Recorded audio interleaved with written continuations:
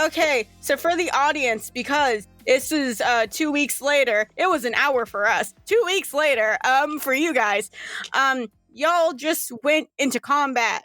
Big combat. Wow. With two assholes. One named Misha, the other one named Traven. You beat them. You beat them up. It took a while though, because you are not beefy yet. Oh no. Basically the entire episode was a bunch of combat. But like y'all did it, and now you're leveled up to level 2. And where you left off is going back to Solas's apartment for sleepies after Enoch had some heals. So I'm gonna do like a fun little, like a few hour time warp where you guys spent the night at Solas's studio apartment. So keep in mind it's one queen size bed, all pink. There's a very pretty like quilted chaise lounge and like a couch in her apartment, which she like welcomes you guys to sleep on. But that's what's happening currently right now. Also, I just want to say, hi, my name's Elena. I'm going to play Ina. You might as well just call yourself Elena. I'm Elena. Oh, shit. Did I say my name is Elena? Shit. Yeah, you did. That's your alias. That's my fake alias. Hi, my name's Zoe, and I'm going to play Ina. Ina! There goes that Remy again. Shit, fuck it. Just start screaming Ina. Ina! Ina, no! You can't do that, Ina! I think what it is that I'm playing with Murphy, and so every single time I hear Murphy's voice, Remy just crawls out from the depths, and it's not even She's Remy, like, it's Southern. Just the voice that triggers it. Also, if you hear me coughing, it's because I'm still sick. It's still the same from an hour ago. Hell yeah. And Kyle, who has not introduced themselves, is playing Murphy. Yes. And okay, Allie is playing everyone and everything else. I'm here to do everything else. Mm-hmm. Hi. Now that you guys are in Solas's apartment, it was Nappy's time. Everyone like slept for the night. It is now morning. What's going on? Ina does her morning calisthenics in the nude.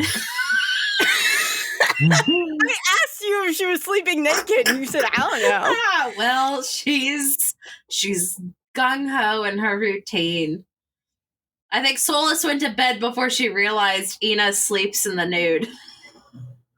I don't think Solas gives a shit. Let's be so fucking for real right now. And she's just like, like greeting the day, standing there, hair brazen and out, just like, What time do you think you're doing this at? Oh, Ina is most definitely, I think I even stated this in her character background information. She is a 100% a deep sleeper, but she wakes up at the exact same time every single day, 6:37. Okay. It does not matter how much sleep she gets. She will wake up fully rested at 6:37. Does she have an alarm clock, or is it just like it her is body's her like, hey? body telling her it is now 6:37. You must wake up. At 7:00, you hear a very like intense dubstep music just coming from Solas's her communicator. And it's just like intense, just like wild club music. And you see her little hand go out and go, which you can only assume as a person yourself, Zoe, it was to snooze it. Like she was like, absolutely the fuck not. And Ina sees her like curl back up in like a little fetal position. This is exactly what Ina is going to do. She then marches over, still in the nude, then throws her blankets off of Solas and goes, "Rise and shine, bunny gal! It's time to greet the day!" She goes, she's like, it's so bright. It's so, her eyes are closed. She is not. She's unaware. Come on, we need to at least get a 5-mile run in. And then you can join me in A the 5 next mile what? 5-mile A 5 run. mile what? And then you can join me in for the Absolutely second not. round. And she's like squatting while she's doing this. Then you can I'm join going- me in for the next round of calisthenics. Ina, I'm going to kill your father. Well, that's quite impossible. My dad is the god of war. Yeah, I know, but he taught you this. This is awful. No, it's not. I started doing this She when I opened- was about 2 hours old. She opens her eyes. Ina, your tits are out. Yeah, that's how we get the most out of the calisthenics. No, none of that stupid clothing getting in the way. Now she's like, You know what? Ina, doing some side Ina, stretches. I had so many oversized sleep shirts that I know you could have slept in. No. We, surprisingly, there's quite amount of nudists who are in Alcinda's family. He says that if we cannot embrace our true selves, nor can we defend ourselves within our true selves, then what is the point? So we learn at a very young age to fight the Doesn't list in your- the nude.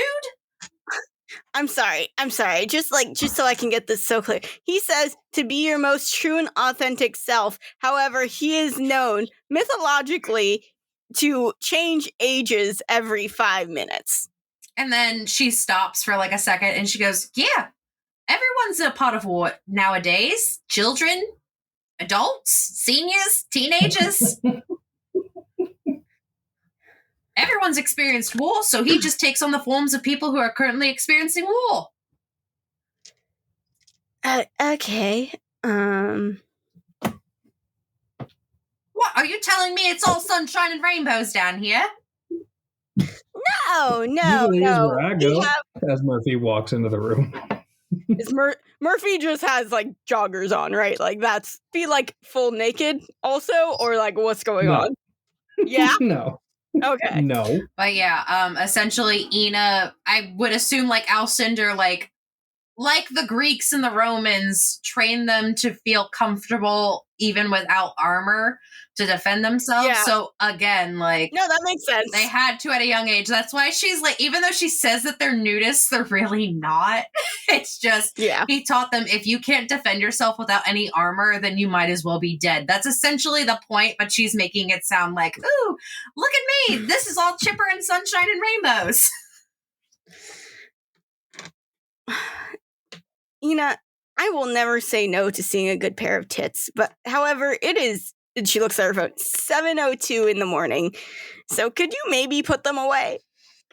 And then she looks over at, I assume, like her outfit is kind of ripped because she was in a fight yesterday. She goes, Yeah. well, I guess I could put on the leathers again. That would be fine. Murphy is holding 3 breakfast sandwiches. Ina takes 2 of them to eat. Thanks, Muffalo for Ding Dong, and then proceeds to take giant bites out of them. They sigh and they give one to Solas, and they're like, I guess I'll go make another one for me. She's like, thank you. Ina's hungry after that level up. What you notice when you bite it, though, is like the egg is perfect, the bacon is perfectly cooked. I love how you decided he's not going that Murphy's not going to be a shitty cook like Oswald was. That's hysterical to me. Everything is perfectly cooked. The bread is perfectly toasted. Everything is seasoned well. Perfection. All right. Well, Does Ina, hold on, does Ina even care about the taste? Ina's just Absolutely like, not. Ina only sees sustenance, okay? She is Yeah. Thor in Thor 1, where she is like, this is delicious, smashes plate on floor, but not actually doing that. Well, I have to work again today. I have to actually like go to the antiquities shop. So you guys can either come with me or I guess just like do what you want for the day. It's really up to you guys. I think I'm going to go do some shopping. I got to pick up some things if I'm going to have to defend myself on a regular basis. Okay, you know where I'll be. Ina, are you gonna go with Murph or? What did Murph say he was gonna do? Shopping. They just want to get like stuff. And then as she's putting on her leathers and stuff, she's like, Solas, didn't you say that there was no, what's the word? Armors, blacksmithies, things like that, where I could go out and get myself a big ass sword? No, we don't have like armories. I mean, we used to like hundreds and hundreds of years ago, but like we've advanced since then. What about a metal workshop? We have a pottery barn. Fantasy pottery barn. Fantasy pottery barn. You know, actually, low key, we went into the off topic. We went into a pottery barn when we were waiting for a table at a sushi place. It was like a weekend ago or something like that. And it's stupid expensive. It is. Oh my god! I saw a lamp there for $400, and it was just a bedside table lamp, a shitty bedside table lamp. I don't get it. Who shops there? And why? Hold on. I think I did defense wrong that entire time. I think I add my armor to my defense, so it would have been 16 to hit me the entire time. Well, now you know. Well, no, it makes sense because I had regular clothes on, so it makes sense. I didn't have my leathers on, so I was like, "Oh shit."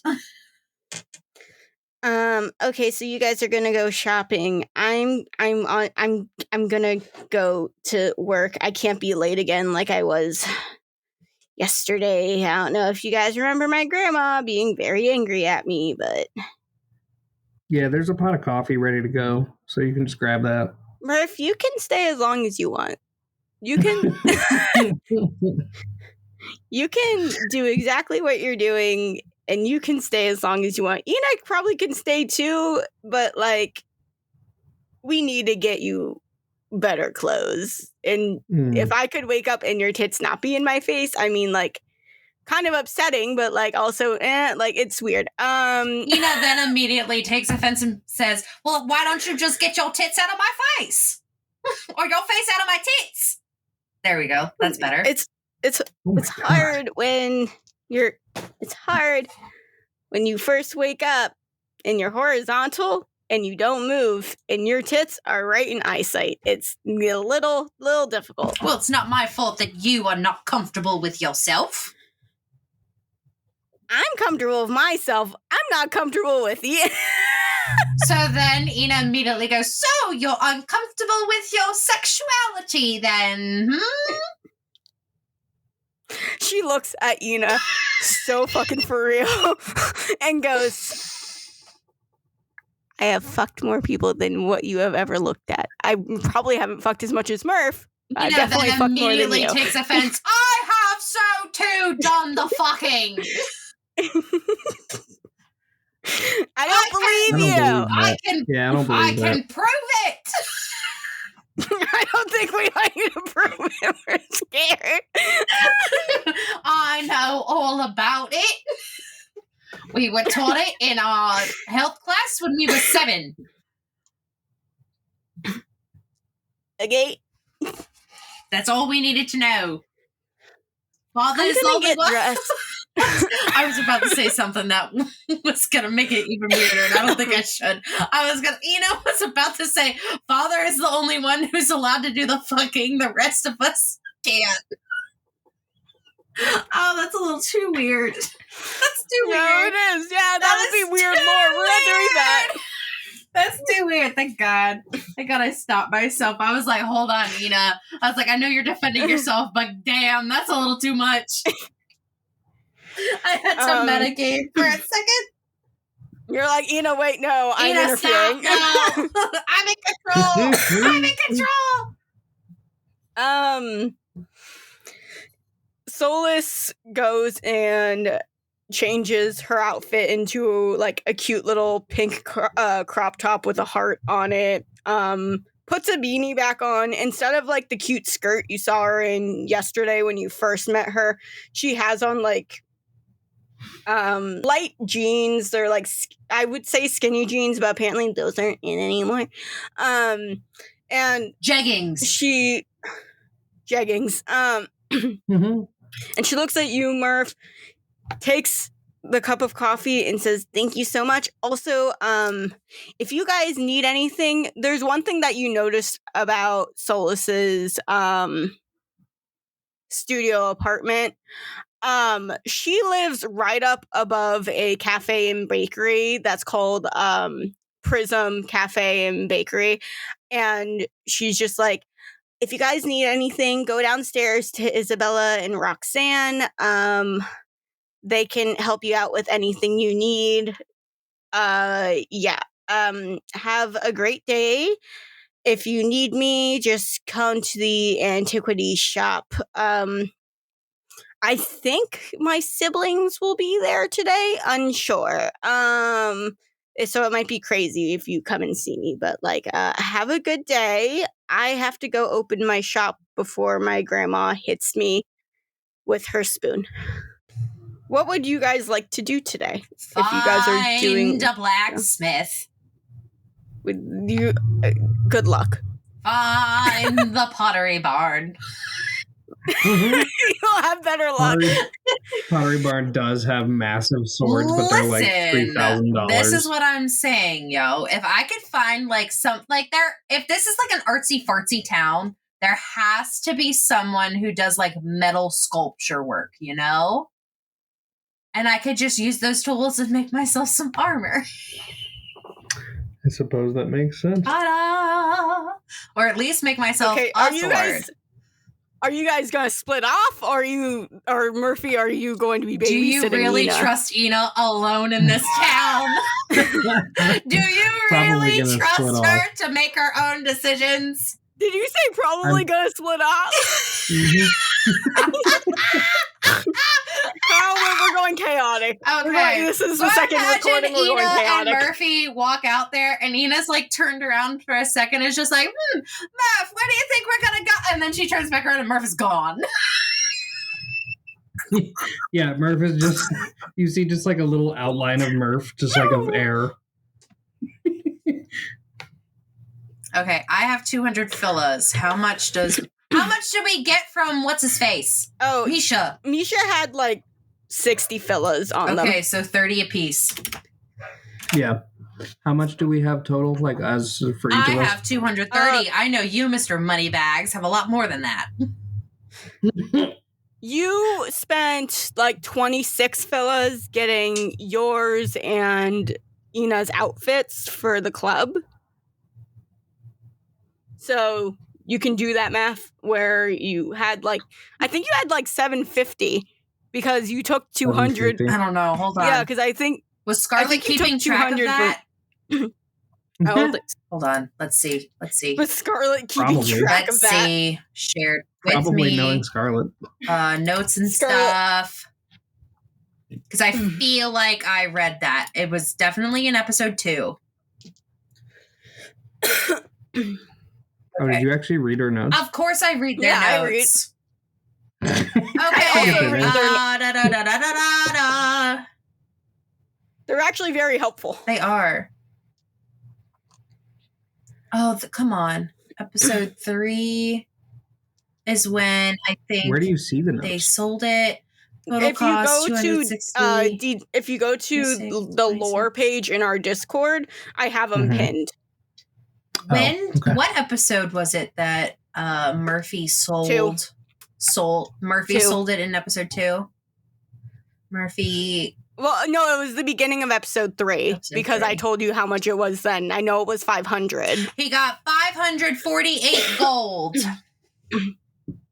So that's how much Murphy sold it for, but then took a portion of my money. Yeah. So I don't know how much that was.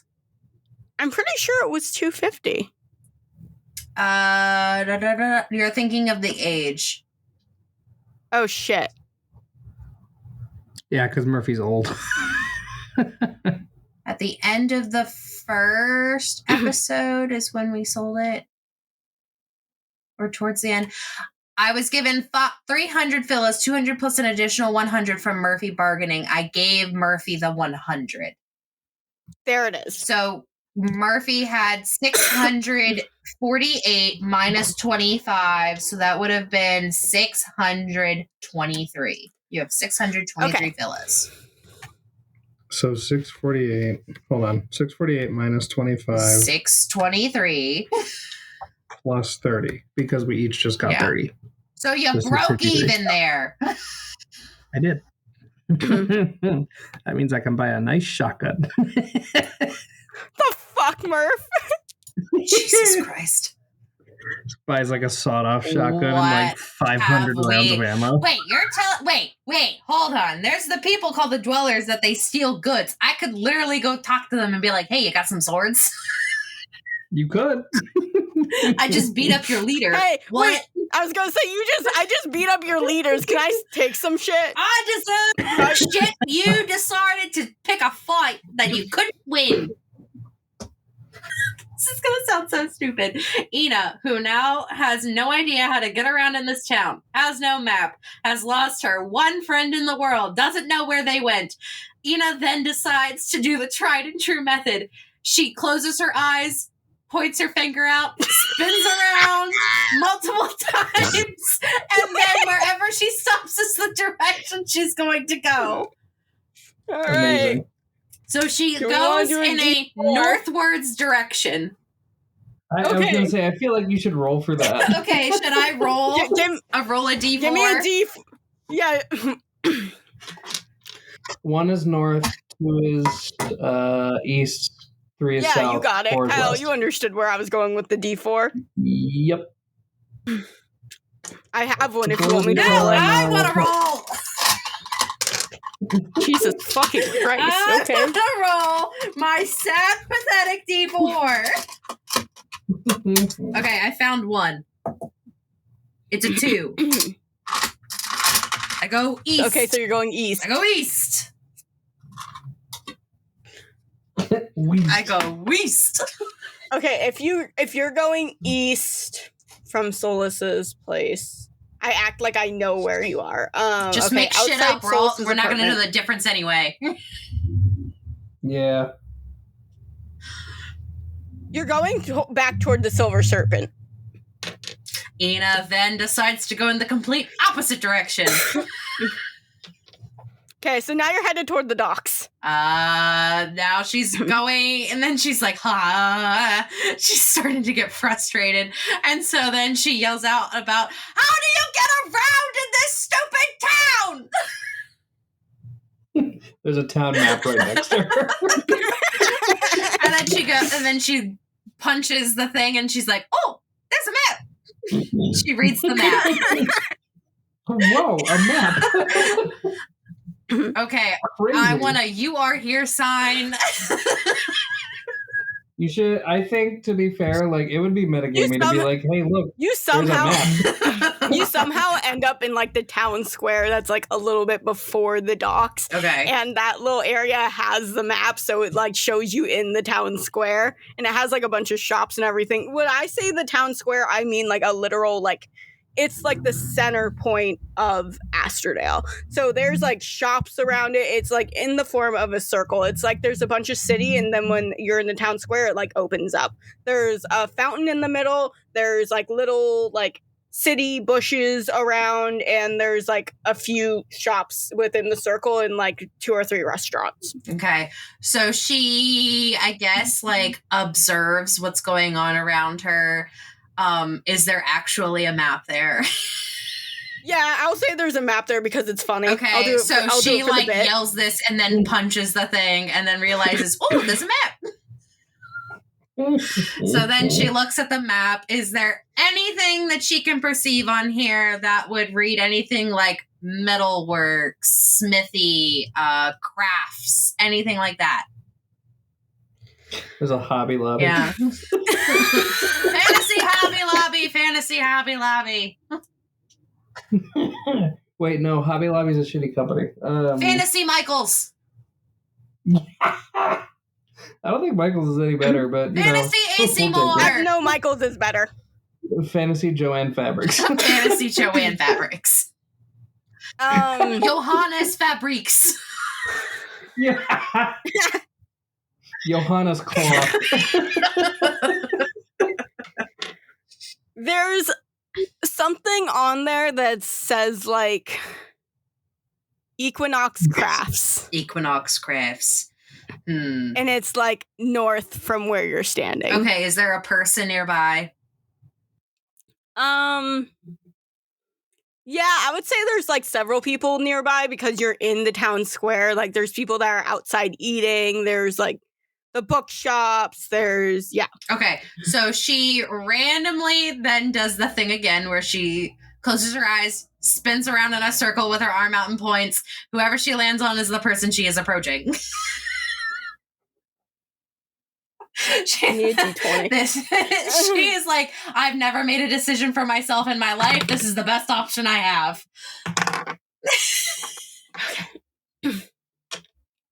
So she walks up to the person and goes, "You, mortal being, I have a question."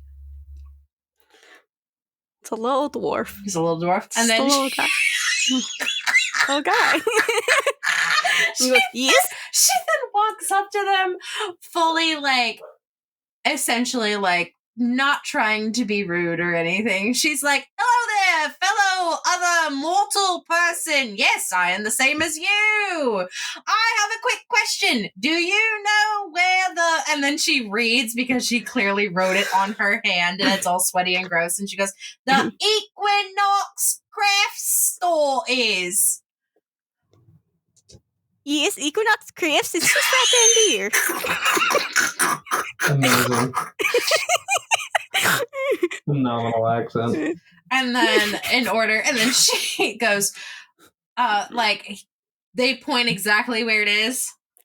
Yeah, because it's like right outside where the like town center is. So it's like within the town center, and then it's like is this person like male, female, they, them?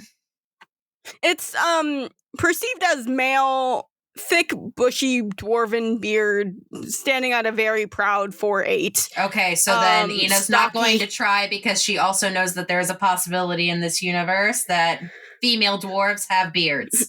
So she's not going to risk it. So she says, "Thank you again, my fellow dwarven compatriot," and then shoves a pretzel into their hand and marches towards the craft store. Amazing. They look at the pretzel. That was weird. And then she yells back, "It self-chaises too!" She's acting like she just did this person the greatest of services. She is feeling good about this journey. Allie just hides. Kyle, look at your screen. Oh no, I saw. I think I'm gonna love Ina. Yeah. I don't think Allie is. Ina stresses me out, man. Why? Ina's such a sweet, innocent child. That's why she's stressing me out. Why? Is this person a pickpocket?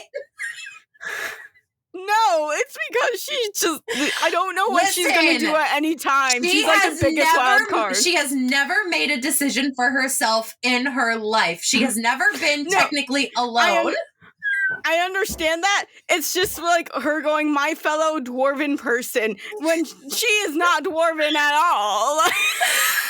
She has the heart of a dwarf. Her dwarven blood.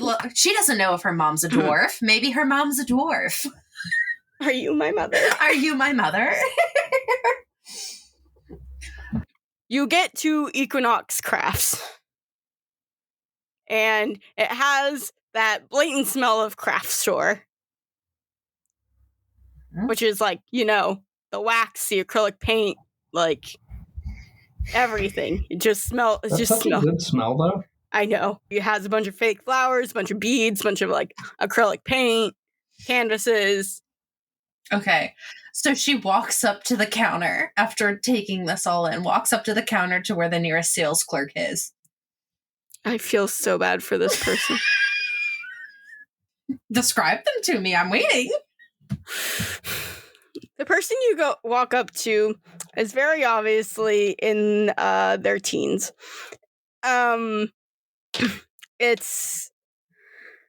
They do have more elven features to them, and you can. And on his tag, it definitely has like he, him pronouns. It says Vincent on the tag. He kind of has like black emo hair, just sort of like over one eye, and he's wearing like one of those purple vests like they do at Michael's, but it's not red, it's like purple, and it says Equinox on it in like gold stitching. And he looks over and he goes, "Oh, welcome to Equinox Crafts. How can I help you?" Ina then bends down. Like, how tall is Vincent? How tall is my good man, Vincent? Vincent is probably like 5'11", very thin elf build. Okay, so doesn't have to bend down too far. Exactly the same exact height as her. So Yeah. She then like puts on like her best smile, but it looks really awkward and really forced in kind of a way. And she slams her hands down on the table and goes, "Good morning, Vincent, my fellow compatriot elf. I am looking for your finest quality steel, obsidian, or possibly iron. I'm trying to make myself a sword, and if you try to sell me anything different, it will not be good enough." I mean, we have like metal in like the jewelry section, but like also obsidian is like super rare. You can't come around that like easily here. But What are you telling me? You don't have any dragons offhand? We have drakes, but those are like mortals and like people, so can't really. All right, Vincent, show me to what you call this jewelry. It's like the necklace you have like around your neck, the little flower. Yes, but I don't know where it is in this stall. Can you please show me where it is, Vincent? Yeah, sorry, I couldn't tell if you were asking me what jewelry was. No. Or... This guy sounds like he doesn't want to be there. Yeah, this guy definitely doesn't sound like he's going to be there. Guess what? He's going to get a nice big old fat tip of a beautiful self-cheese and pretzel. They're probably like really stale by now. They're probably hard or something. She doesn't care. She's got like 50 pretzels she needs to offload. He takes Ina over to like the glass bead and like jewelry section. He goes, "Hey, here are metal chains, and like here are like a bunch of like metal clasps and stuff that people use to like make bracelets and earrings and shit." How much do you reckon if I buy them, melt them down? How much do you think I would need to make a sword? I mean, probably a lot more than what's here. Let's see if Vincent. Let's see if Vincent's smart enough. No, let's see if Vincent knows a guy. Okay. So Vincent looks at you and goes, "To be so for real, if you are looking to like actually like make like war reenactment weapons, but like in like a nice quality, there's actually like the Vistari's war reenactments are actually like starting in like an hour, and I know they have like a forge up there, but it's like $100 entry fee to like get in." Can you spell Vistari for me? Vistari. Okay. And I go, "Wait, there's war reenactments?" I mean, yeah. I mean, just there was wars all up and down and all. Ina immediately gets this glaze in her eyes again. Are you okay? Okay, can I do a military lore roll? Yeah. to see if I know what he's specifically talking about. The Vistari War. Okay, Yeah. so that would be just a simple +2 because I got nothing in intelligence. Okay, a 6, a 3, a 1 +2. That would be a 12 total. So you would have like lightly heard about the war. It kind of happened right as you were like birthed into existence. So it was touched on a little bit in like some of your education. Really, it had to do with like land and who got what within Zanal, because it's always about land. A lot of the rulers definitely fought about like who got what and where. Asterdale being one of the biggest spots for it because it is the port town, so all the trades and goods would have gone through Asterdale for said war. So it was basically just like a land war.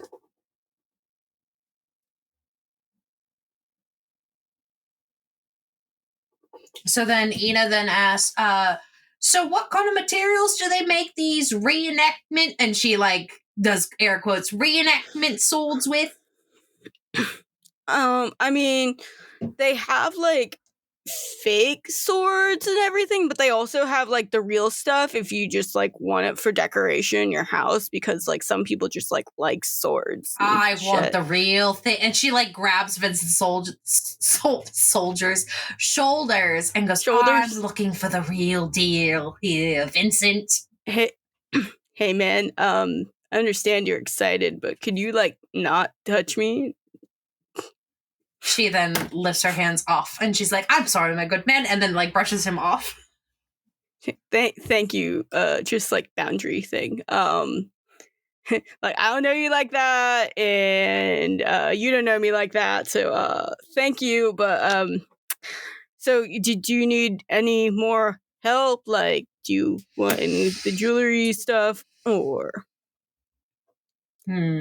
She then looks at a sign that probably says bedazzle to your heart's content or something like that. Something like that, yeah. And she says, no, I'm not interested in this. And then she squints, bedazzling, but I will not forget to face Vincent, and you have helped me a great deal, so here's your tip. She then pulls out another pretzel, shoves it into his hands, and marches out towards, I assume he told her the direction of where the war thing. They're happening at the Sidis Park, which is probably a few blocks away. Okay. So she starts marching in the direction of the Sidis Park.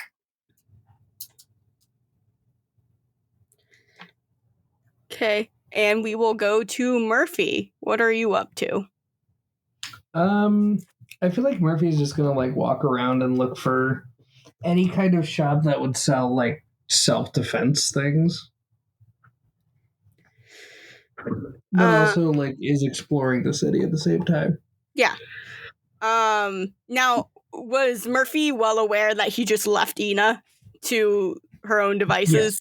Yes. Okay. I think it would be so fucking funny if he's like, if they're like sitting at the cafe that was right in the square, and then he just hears Ina like screaming at this dwarf. And he goes the other direction. They like flip up like a newspaper and just hiding themselves.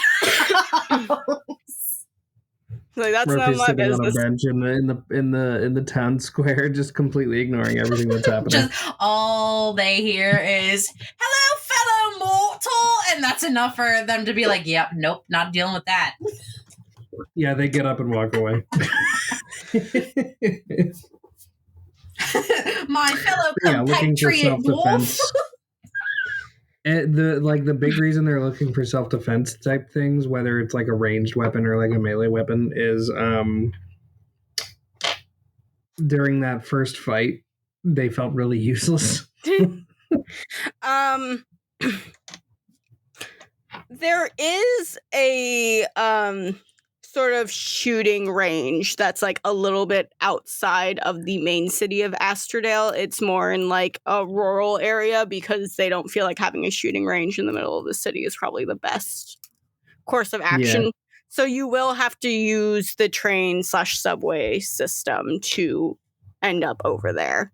But you are in the right spot in town square if that is where you're at, because that's sort of where the train station was the first time where you and Ina went to the university for Pippin.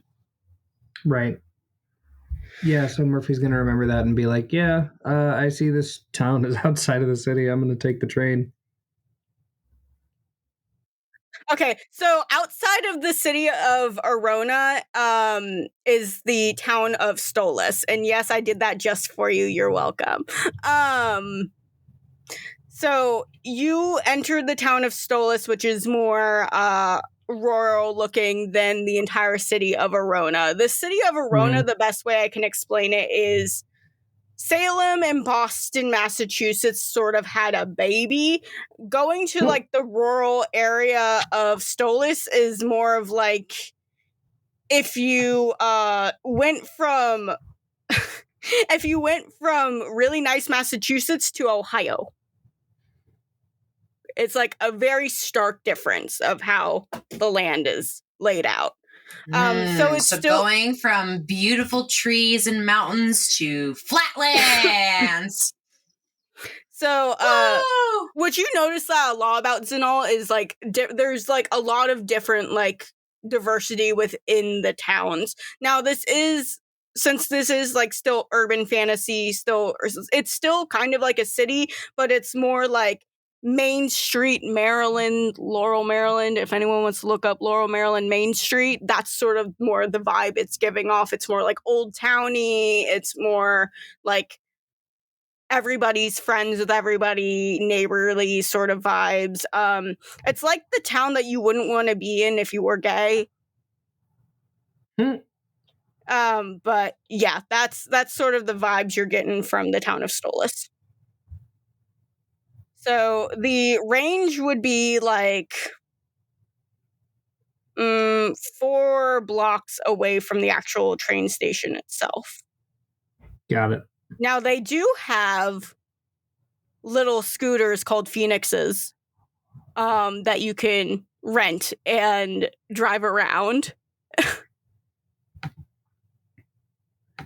I think Murphy's just gonna walk because they wanna explore. Okay. Like they want to learn more about this world. So, especially if there's any like cute little cafes. Yeah, there's like 2 or 3 that you pass on your way. There's also little like mine your own crystals shops. There's boutiques for clothes. There's just like little things that you would find in like a main street. There's like a weird little magic and nerd shop that's like across the street that looks like it's almost abandoned, but there's like also like 4 people in it. Do they sell a game called Caves and Wyverns? Yeah, actually. It's a huge game. Yeah. You don't understand. Super popular. You so should play their game Modern Age. Yeah, they're playing Modern Age, actually. Yeah. They're playing Modern Age, Caverns and Wyverns. Wyvern Age. They also have Blue Rose, but we're not going all the way there. Normals and averages. Normals and averages. And also just shoots and ladders. Shoots and ladders. Murphy's gonna stop somebody on the street and be like, "Hey, quick question for you. I'm new around here. Which of these cafes would you recommend? Like, which one do you think is the best?" Oh, you stopped like this very, very cute. So she actually almost reminds you of Solas. Like she has like very similar mannerisms. Not like white blonde hair, but kind of has like a pinky rose gold to it. Right. And she like pulls back her ear and you see like the cute little like pulls back her hair, you see the cute little like pointed like elf ear. And she just goes, "Oh, Divination Cafe has like the best espresso and they tend to not burn their beans, I would stay away from the Magique Cafe because it's really overrated. But I hope that helps. Got it. Yeah, thank you. I'm just new around here trying to find my way. No problem. Have a great day. Yeah, you too. And then I go to that cafe and I order a coffee and a pastry, and then I sit down for a little while just to kind of like take in the area. Okay, -7 fillas from your count for that treat. Okay, I completely forgot what I had before. It was like 6:30 or something like that. It was like 6:53 or something like that. Not keeping track of your shit anymore, Kyle. Kyle, come on. We spent 5 minutes doing Philomath only for you to immediately forget it. Okay, well, in my character sheet, let's see. Character notes, Phyllis. 6:53, but now I subtract 7 from that, so 6:46. I'm not making you keep track of weight, but I am making you keep track of your fucking funds. That's fine. Yeah, so I have 646 left. So Okay. I sit down at like one of the outside tables, and I just kind of like people watch for, we'll say like an hour or two. Okay. Just to kind of like figure out how people work in the mortal world.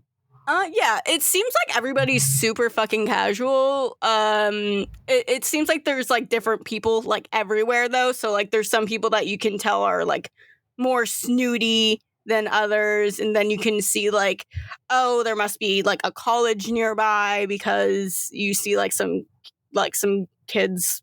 Best way to explain it, like teenagers that like walk into cafes like Starbucks and like wearing like PJs and everything. There's people that are actively working in this cafe, like with their laptops open and just like listening to music and stuff.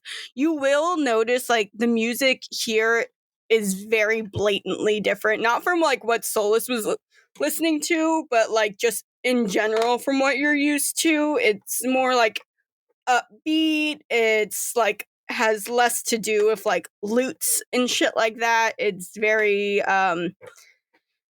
sort of like electronical, which again, guys aren't like that used to. The only place that you would like actively hear this stuff would be in the realm of Risk and Possibility, but it's not. Yeah. But you made it clear it's not common for you to like go to clubs or stuff like that. So pretty much, yeah. Like this is Murphy's main haunt, like just going to a cafe and people watching. Yeah, the music is very it's giving fantasy Sabrina Carpenter. So what a bop. Would you believe I've never heard a single Sabrina Carpenter song? If you're watching TikTok, you definitely have. Yeah, so that's sort of what you notice about people. Okay. Really, if you kept low key, you would probably fit in pretty well. Your worry is probably Ina. I will be honest with you, Murphy. Not a single time has thought about how Ina's doing. They realize that she has to learn, and the only way she's gonna do that is if she's forced into it. Are you tough parenting Ina right now? Are you like, yes. I'm just gonna let her cry to sleep? Okay. I'm here for it, baby. And now we are going back to Ina while Murph is having a good time at a cafe, just enjoying themselves. Okay, so we're back to Ina, who I'm going to say within that time that we did everything with Murph, made her way to, believe it was Sidious? Yeah, Sidious Park. Yeah. Or Sidious Park. Sidious Park. Sidious or Sidious? Dark Sidious Park. Okay. Have you heard the tale of Darth Plagueis the Wise? Just thinking about Darth Sidious because, you know, it's fucking weirdly enough, it's named after a guy named Sidious. It's the Latin word for star. It's the male equivalent instead of Stella. So Sidious? Really? Yeah, I looked it up. Dark Star. Man, what a name for a Star Wars villain. Yeah, no kidding. Okay, so yeah, that's why I Right. named it that. So, you enter the park and you see like a little like event tent that says Vistari War reenactment, enter here. And within the actual thing, looks like the best way I can explain it, like to you not in character, is it looks like Ren Fair. It looks straight up like Ren Fair. It's like open. It has like the fake wood embellishments everywhere. There's like little signs. You can see people like eating like giant turkey legs and shit. And there's just like Wait, is there like one of those? Is there like one of those at the like at the Maryland Ren Fair? Those baked potato that like there's more cheese and sour cream than potato. You mean the ones that you and I shit ourselves with? Yeah, we absolutely shit ourselves after that. Yeah. So, anyways, yeah, it's very much giving Ren Fair vibes. I wouldn't say it's as big as the Ren Fair. I would say it's just like giving. It's like a mini Ren Fair sort of situation. Sweet. Excellent. So Ina then marches into said tent, once again slamming her hands down onto the table, and then proceeds to yell, "Hello, fellow mortals and your war efforts. I salute you. I'm here in search of your finest swords." So instead of getting the like weird looks that you were so used to fucking getting, Ina, the 6 male mortals that are around just scream, "Huzzah!" Ina then yells extremely like pumped, "Huzzah!" Just remove any plot from this game at all. Ina now is a professional LARPer. Ina is going to fucking she's going to win this festival. I don't care what people say. She's gonna change the course of history and win this war, motherfuckers. You know what this episode is giving? Tales from Ba Sing Se. Oh, yes! Solas, we really went out to go to work. Which one of us are we? Which one of us are we? Murphy is definitely Iroh. I was about to say you're definitely Iroh or you're definitely Momo, because Momo's just always observing. I feel like, and this is a long stretch, I feel like Ina is the Katara and the Toph of it all. I think Ina's more Toph. Yeah. I mean, obviously more Toph, but like the story of Katara and Toph. Yeah, that's fair. Either that, or she's just gonna somehow become an Aang and be like, "We free everybody!" So, or Zuko. Yeah. So there's one that comes up in like full metal armor, Ina, and he goes, "Huzzah, fair maiden! We're so happy for you to be here. So it is 100 filler entrance fee though. So before you can even like step in, we need you to do the entrance fee. We're so sorry." Ina then immediately goes into like, okay, how do I not spend this money? Because money seems important in this world, and this is almost all of my money. So then he goes, how about instead you get something that the winning side won't have? An actual child of Alcinda. I love that. And Ina, she's like, Ina's just like, no one's around. I can only tell the truth. Listen, she's been taught to tell the truth. Everybody's looking at her weird now. Everyone's just like, excuse me? And then she starts like looking at their what is exactly their armor and stuff made out of? It looks like metal, like first glance, but the longer you look at it, the more you realize it's like foam that's brushed to look like metal. I then immediately just her eyes go wide and she goes, "You expect to win a war in that?" Whoa, okay, man, we're gonna break RP real fast, just like breaking it just so fast, right? You realize this isn't like a real war, right? Even if it wasn't a real war, you need to dress the part. Hasn't anyone taught you anything better? I mean, we're just here to like have a good time and reminisce about like how Zinal used to be. Are you okay? I would like a chance Okay. to do a communication roll Okay. to somehow inspire them into wanting to go the full yard with the reenactments. Like, not just wearing, like, the foam. Okay. You know, like, actually wear armor. Like, obviously, like, she's doing this in a way that, like, she's not trying to be manipulative, but is just like, how are you going to learn about war if you don't actually attempt to wear the stuff? Like, that's the kind of thing she's going for. But before I say any of this, I need to see how well I roll to see how well this is actually going to sound. So it's a communication roll. I have a +1.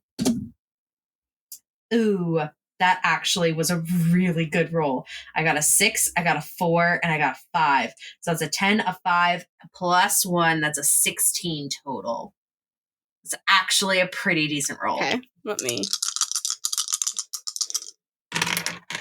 Actually, speak first. Tell me what you're saying first, and then I will roll. Okay. So let me think for a second. Okay, so she's going to look at this man in the face, and she goes, "Do I have permission to put my hand upon your shoulder, soldier?" I mean, I guess. Thanks I for learned asking. something about a thing called personal space boundaries from my good friend Vincent today.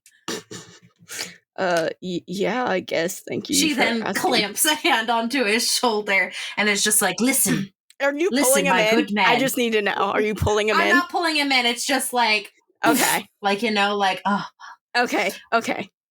Did she catch his name at all during this whole thing? Like, does he have a name tag? No. Okay. She's like, "Listen, I don't know what your name is, so I'm just going to call you friend. Is that okay?" Yeah, I guess.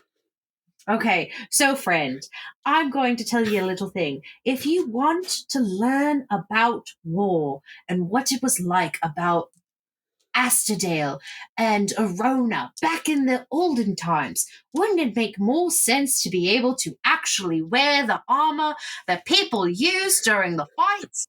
Obviously, if you are uncomfortable with wearing it, then you need to practice wearing it. How else are you supposed to be able to wear armor without actually practicing? How else are you expected to lift the sword without actually practicing? Do you get what I mean, friend? He looks up at you, Ina, and goes, and he like leans in a little bit, and he goes, "Okay, so though I think it'd be fucking awesome to like have like real armor, that shit's like 3,000 villas, like just to get. So like a little bit like out of my price point. You get me?" So then I lean in real close and I go, "My good friend Vincent has it under good authority that you have some actual swords, some actual armor. Plus," and then she gets in real close and she goes, "I am a totally fucking badass blacksmith." How close are you to his face right now? I'm like, you know, like this. Okay. She has gotten in so close to this man. He goes, "Are we gonna kiss?" Ina then backs up and then it's just like, as much as I would like to figure out what a kiss is, this is not the time, friend, whatever your name is. It's Marco. Marco? What a strong name, but no, Marco, I'm not interested in kissing you. I'm only interested in supplying you with a great amount of weapons and armor. Let me see something real fast. Can you, okay, with you saying weapons and armor, can you give me another communications? Do you have anything big in communication or no? Nothing. It's just the +1. Okay, that's fine. I mean, she's not trying to convince him to like actually kill each other with it, Oh but no, to actually I know. like There's something else wear the that I'm shit. trying to get him to see. Blech. Okay. I rolled, and you're not gonna believe this, all 5s. So a 15 plus a 1 plus that is 16. It was Okay. a 5, a 5, a 5. I was like, ew. Okay, so he goes, Rolling hot. so you can blacksmith is what I'm getting at. And then, well, she's wearing her leather. Would she have made her leather too? I would say Alcinder's children made all of their stuff. You have to, if you make it, you if you want to have it, you have to make it. Okay, so she goes, I am, and then she leans somewhat back in, but then remembers that he tried to kiss her earlier, and she is like, I don't know what a kiss is, so I don't know what that means. And so she like backs up a little, like she's like, and she's like, I am the best fucking blacksmith you'll ever find on this planet. Well, our blacksmith vendor actually like had to call out on us. Do you think you could like fill in and like do people's orders, I guess? Give me 2 hours. Okay. And he like says, come on, and he like undoes the chain and he's like beckoning her in. She is now striding forth, a woman with a job. Woo! He brings you She over to feels utterly at home. he brings you over to like this giant forge area. It's not as big as the ones that you're used to back home, but it is like it's a very obvious like recreation of a forge, but there is like an actual fire in it. There's like metal around, there's blacksmithing tools. You do notice that the metal isn't the best quality, but it is there. Like an iron instead of a steel. Yeah. Okay, she can work with this. So then she then turns to Marco and then says, I can work with this. What's the first thing up? So all the orders are like right here, and he like takes down a clipboard, and there's like 10 orders on it. One's just like a 14-inch like dagger, or like a 25-inch great sword, or like something like that. And then he goes, there really isn't like actual designs to like follow, I guess. The guy had his own style, but since he's not here and all of these people like put in orders only for them to not get them, seems kind of like rude. So Okay.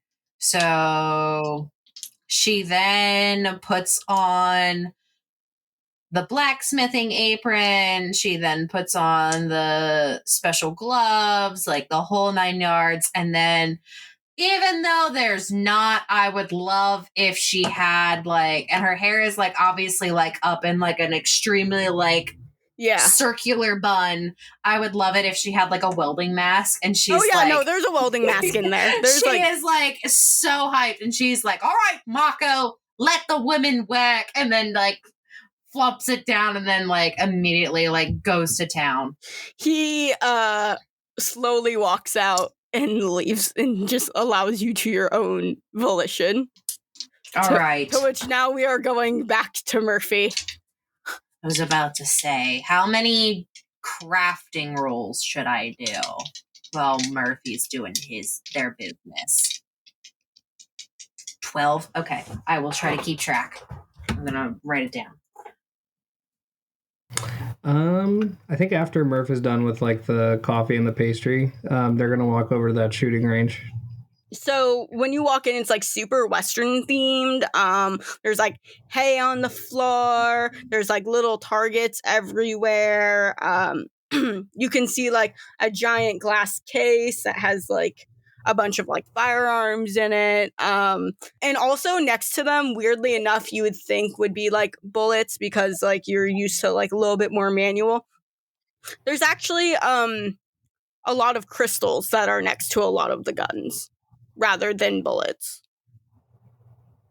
So instead of bullets, it uses like magical energy or something. Hell Nice. yeah. If we're going to do guns, we're going to make it sparkle. That's fine. Yeah, so they're just gonna walk up to the guy behind the counter and is like, "Hey, I'm looking for something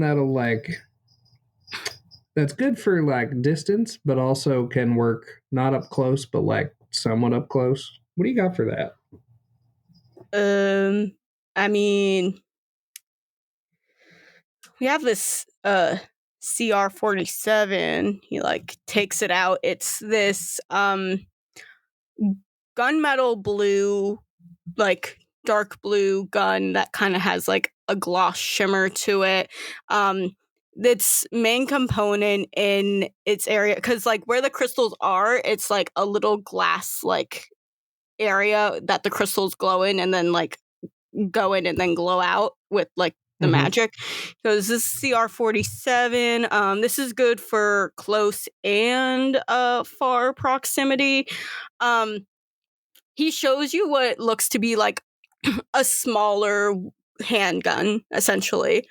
It's a little bit more compact, so like it's easy to like travel with. And we have this, which is the SM-65, which is a little bit like bigger, has a like longer barrel to it. This is a sort of like duochromy looking sort of guy, and has a like clear quartz within it that's glowing. And he goes, this one is a little bit better for long range. You can obviously still do it pretty close, but it really depends on what exactly you're using it for. Yeah, no, that makes sense. What about that first one you mentioned? Can I give that a try? Yeah, sure. And you Can see you need like a driver's license from me or something? He looks at you up and down and he goes, "You elves, man, you just like the guy by the he's human, but he's just like you elves, man. I can never tell. You could be 16 or 450, and I personally would never. I would never know. Do I have anything on me that You have shows no how old I am? No, you have no identification. You're just a guy." Lovely. just a little dude. I don't know. You seem confident, and you're not like sweating like some teenagers do. So I'm gonna say you're probably okay. If you do end up purchasing, I will need like name, address, phone number for in case like any like weird stuff happens. But Gotcha, that's fair.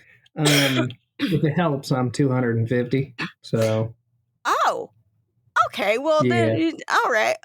Yeah. So let me just like make sure this crystal is actually charged for you before I just let you go off with it. And you see that he like takes it, puts it in like a little dome, and you see the dome like fully. It almost is like when a microwave is about to blow up, just goes boom, and he takes it out and goes, "There you go, fully charged." And he sticks it back into like the little crystal compartment of the gun, and he gives it to you and goes, "Shooting range is just 2 doors down.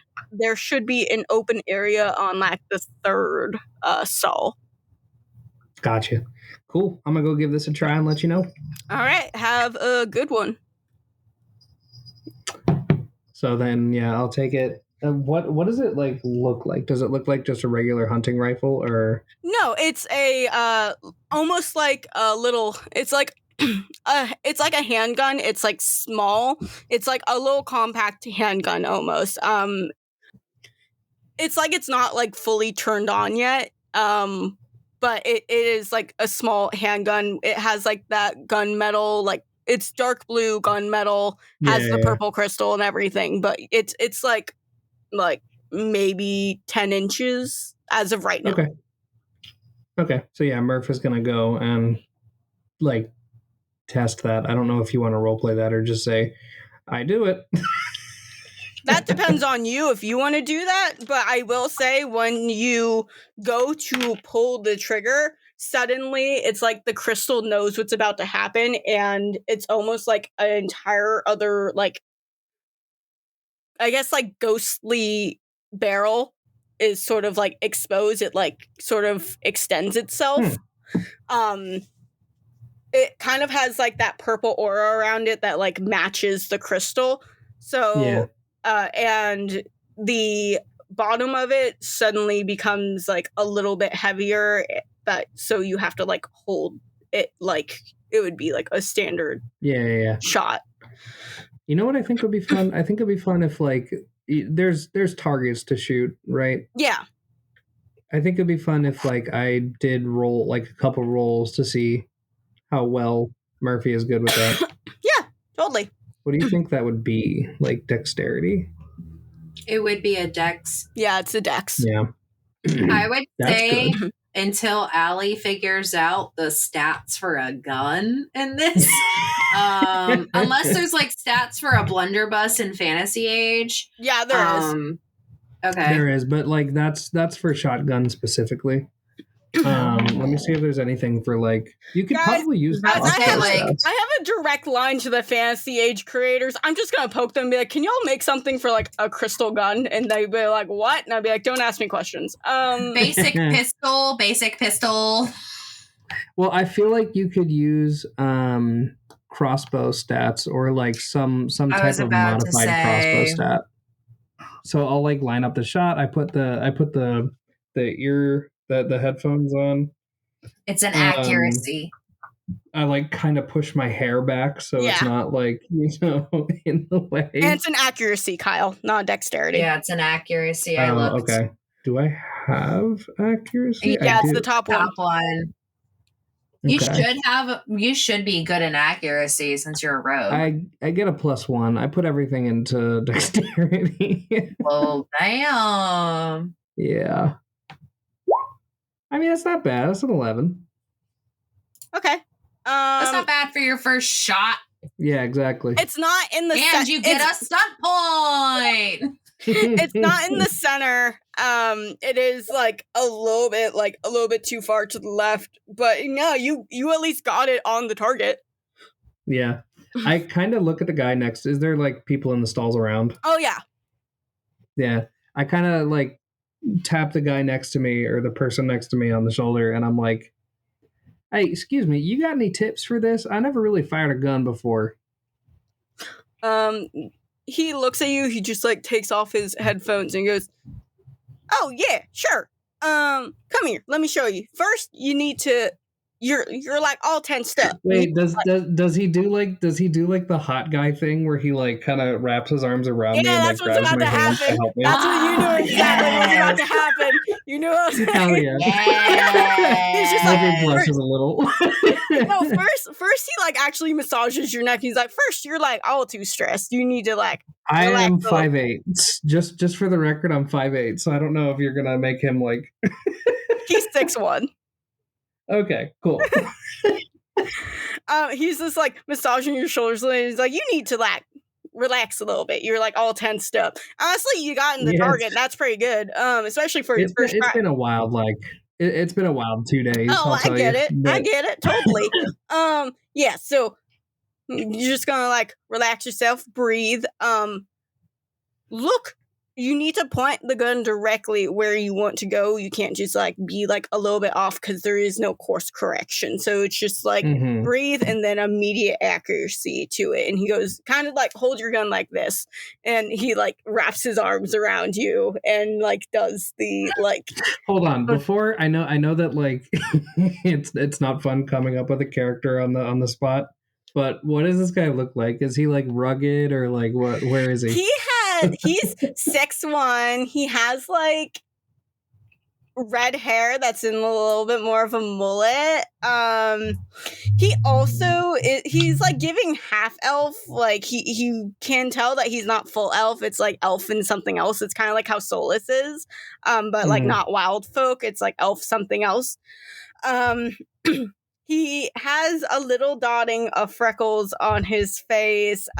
He's a little bit muscular. He's more like swimmer body muscular. You know what that is. He's toned. Yeah, you had that in high school. That. Not anymore. Yeah, so he's like toned. The outfit he's sort of wearing is like low riding, ripped up like Levi jeans. Has like he has like a tank top on, but like has like the plaid shirt over it, giving like total country vibes, and he has a septum piercing, but he's just like wrapped around you. Murphy's like gonna try to clear their head and be like, nope, gotta focus on the gun, can't focus on the man. So let's see, I'll do another accuracy shot. Murphy's gonna like let out a breath, kind of like focus. That's a 14 that time. Ooh, Hawkeye helped. And you get another fucking stub point, you bitch. I have 4 total.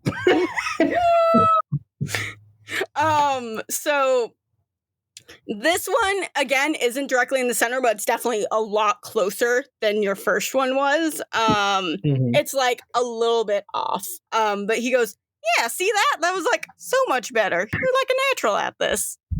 You like pat your shoulder. I've been around for a while, so I pick up things pretty easy. I'm Murphy, by the way.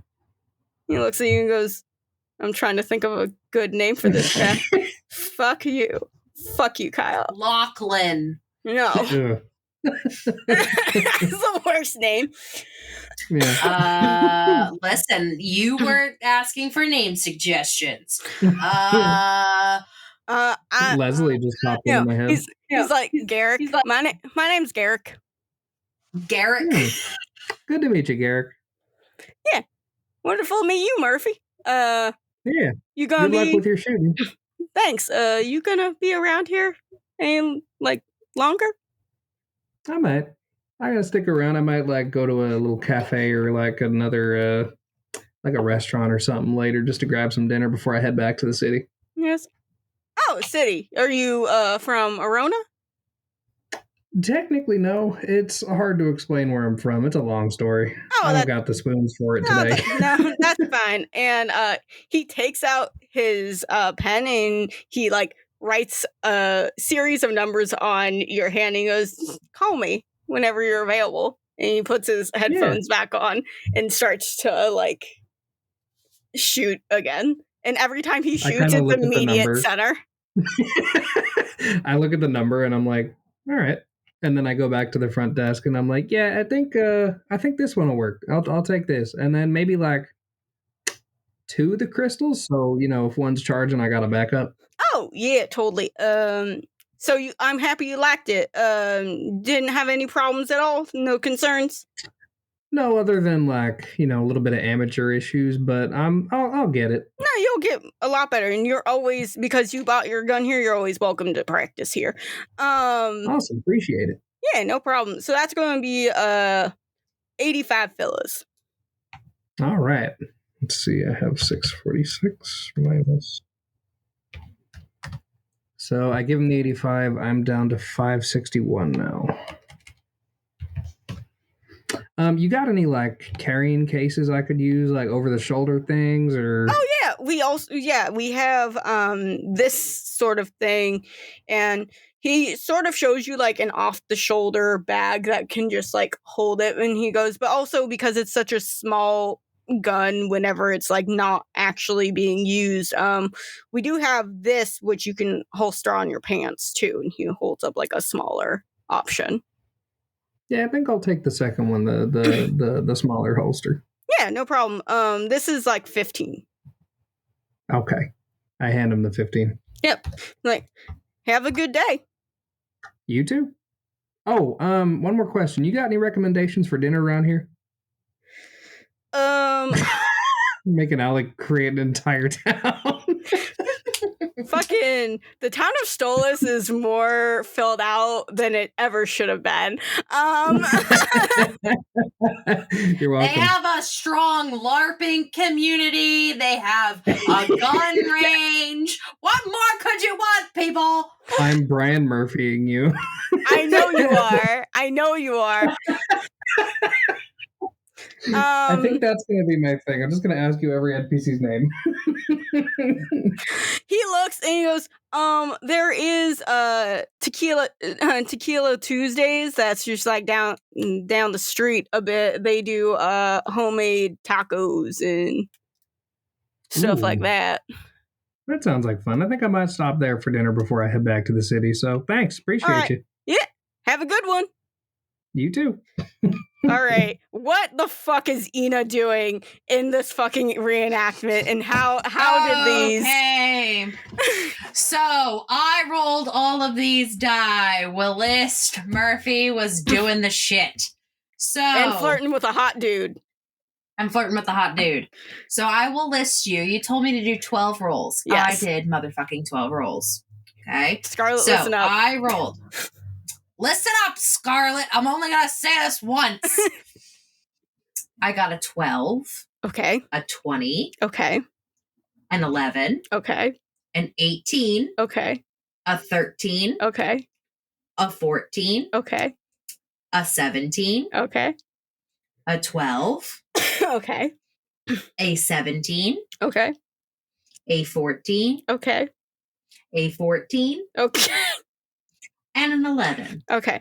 All of the ones that... And out of all of those rolls, I got 2 that got me stun points. Cool. I will tell you that if it's below 14, then the item probably wasn't your best one. If it's above 14, then it was pretty well made with what you had. Okay, so I failed 1, 2, 3, 4, 5 of the 12. Not bad. Especially with doing I would say like those ones are probably like mid-tier. Yeah, The but rest like, are, but like, also people beautiful. wouldn't notice because they're not using them for war; they're using them for decoration. So, Ooh, I know what it was. They took them before Ina could decorate them. yep, That's what it was. Ina took them before she could decorate them. Whereas the 20, it was like clearly the last one, and the guy started reaching for it, and she slaps his hand and goes, "No, I'm not done." Okay, yeah. So And threatens him with the tongs. Dunk, dunk.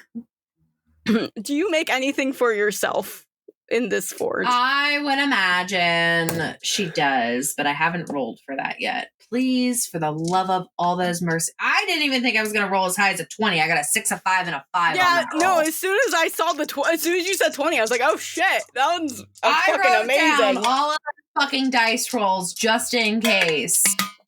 Please, for the love of God. It wasn't my best roll. Ina was Okay. worn out. 5, 1, that's a 6, plus 4, that's a 10, plus a 4, that's a 14. Now, if you do want to use a stunt point, I will allow it to be a better weapon. The look on Zoe's face. No, absolutely. Yes. You will use one of those stunt points to make it a better weapon? Yes. I will gladly give up a beloved stunt point to make it a better weapon. Okay, then what was the original number? It was a 14. It was a 14. Move that 14 up to a 19.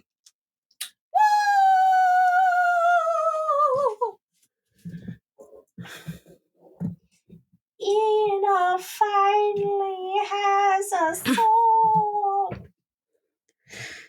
Now, as the day as the sun starts going down, the day starts going by. Do you guys ever go to Walker's Antiquities or? Okay, hold on. Was I paid for my work or was I not? You were. How much? Actually, Marco comes by and goes, Whoa, so like everybody was saying that you're probably one of the best blacksmiths, like to like actually like come here and work. So like thank you for like showing up, like you're a godsend. I imagine this is in the middle of her making like an 11 and she's like, I fucking told you that already. And he's just like, I just wanted to like give you your wages for today, and whatever tips you made you get to keep, obviously. So Tips? yeah, this cup right here, and he like holds it up and you see that it's like almost all the way full. Oh, her eyes go wide and she goes, I can buy so many self-cheesing pretzels with those tips. And he goes, excuse me? The pretzel man. You know the pretzel man who sells the self-cheesing pretzels? You mean the one that walks around during club hours so he can like Yes. sober up the drunk? Clearly, female? this was made from the gods. And then she pulls out a self-cheesing pretzel that she warmed up in the actual blacksmithing. And she takes a giant bite out of it. And he goes, all right, you know what? That's cool, I guess. Yeah, so here's your wages, and he gives you a small it's a check, so you're gonna have to ask Solas what to do with said check, but it says 750 fillas. Fuck you, Kyle! And the tips that are in Hey, the I'm jar. actually responsible with my money. Thank you. 700. Yeah, you were responsible and bought a gun. Kyle knew what he Self-defense. wanted. To be fair, Kyle came into this campaign with one thing and one thing only: give me gun. I want a gun. Okay, and then you said about the tips? Yeah, the tips, there's probably around 125 in your tip jar. She then looks at the money and she goes, I'm telling no one. Well, you have to tell Solas so you know how to make the paper that he gave you into actual money. She then looks at Marco, her new best friend, her lifetime man. She then says, Marco, excuse me for a second. How do you make this paper money into coin money? And then she jingles the cup that has the coin money. He goes, just like go to like your bank and they'll just like turn it into actual fillas, or you could just put it into your bank account. Quick question there. That sounds exactly like something I could do. What's a bank? He looks at you for the longest time. He goes, that was so funny. Oh my god, you're really funny. Yeah, okay, I'm gonna leave. He just walks away. As he starts laughing, Ina then like awkwardly is standing there and she's like, should I laugh? And then as he's saying like, oh, you're so funny, she then goes, ha, ha, ha, ha, ha, ha.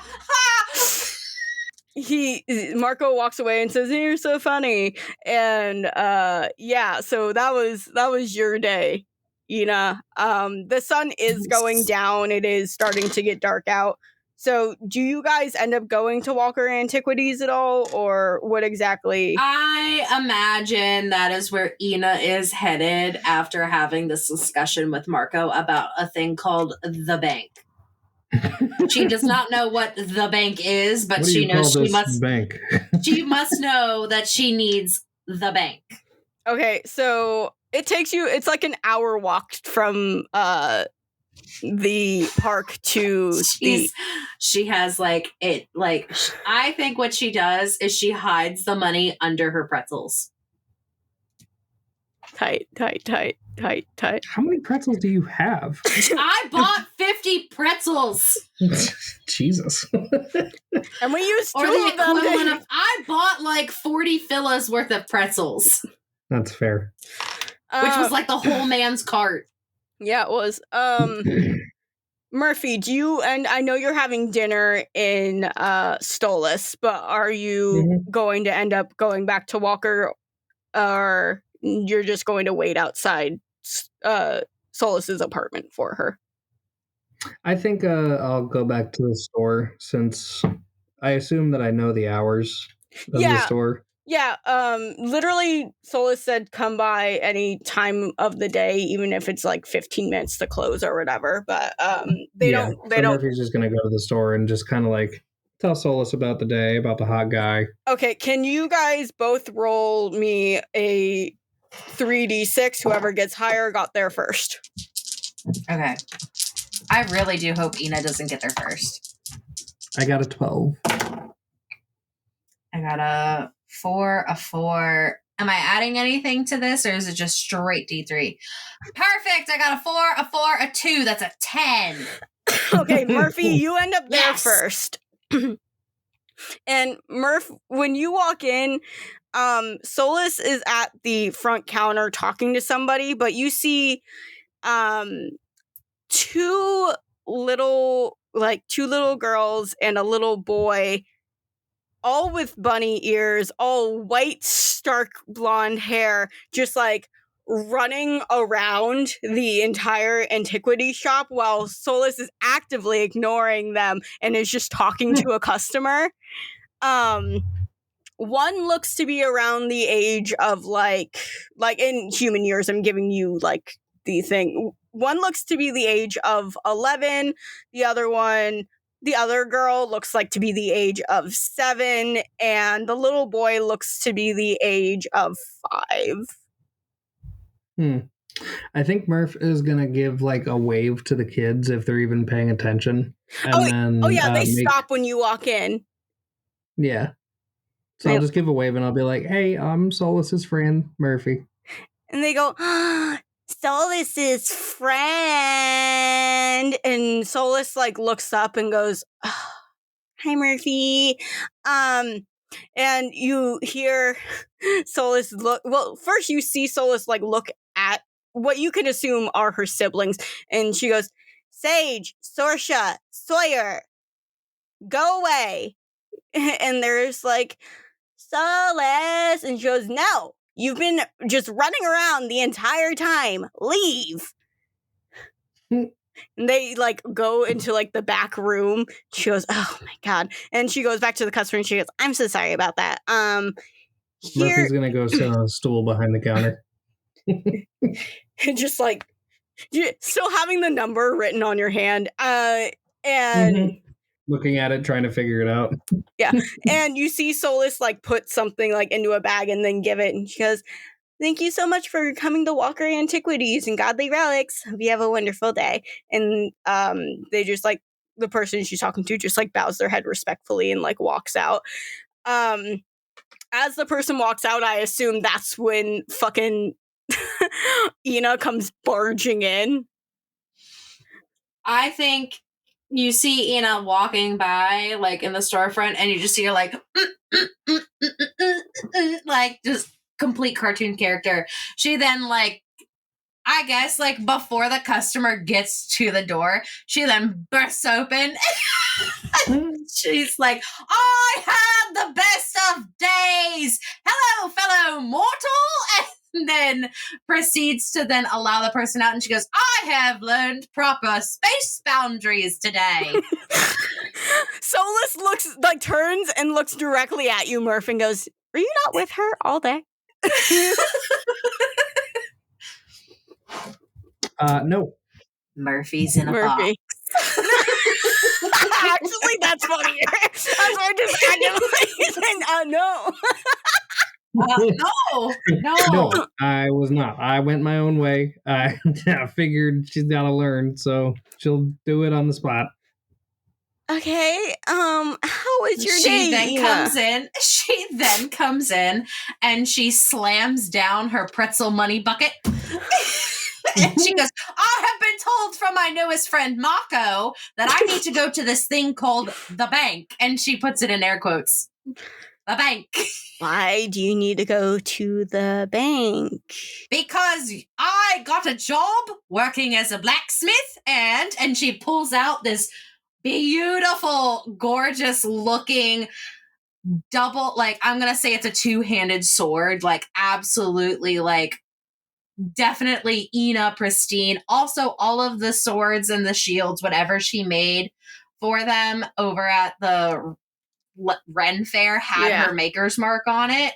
And she said, and I need a safe place to store this. And then she slams it down and she goes, I made 3 friends. One was an amazing dwarf person. I'm pretty sure was one of my siblings. Another one was a wonderful person named Vincent, and he showed me where to go.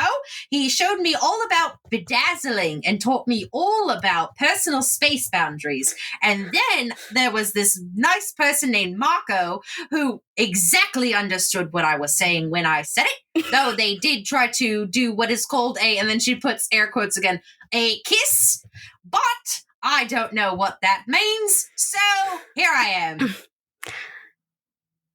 Solas, like, breathes for a second and goes, okay, you made a lot of friends today.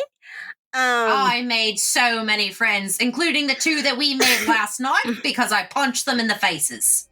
Now, there's something about your story that I just need to go back on from our conversation this morning, Ina. Yes? You don't know what a kiss is. Yes, I also don't know what a bank is. But you fucked. It tracks. I fuck all the time! I kind of like lean over to Solas and I'm like, she doesn't actually mean it. I know. She never has. We know. I then flick Murphy upon the nose and I go, I fuck all the time!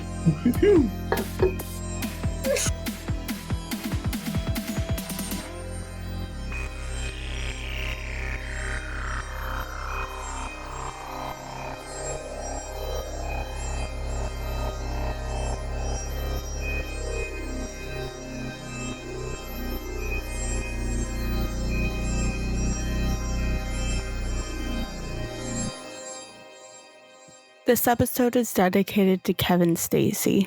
You are still extraordinarily loved and will be missed.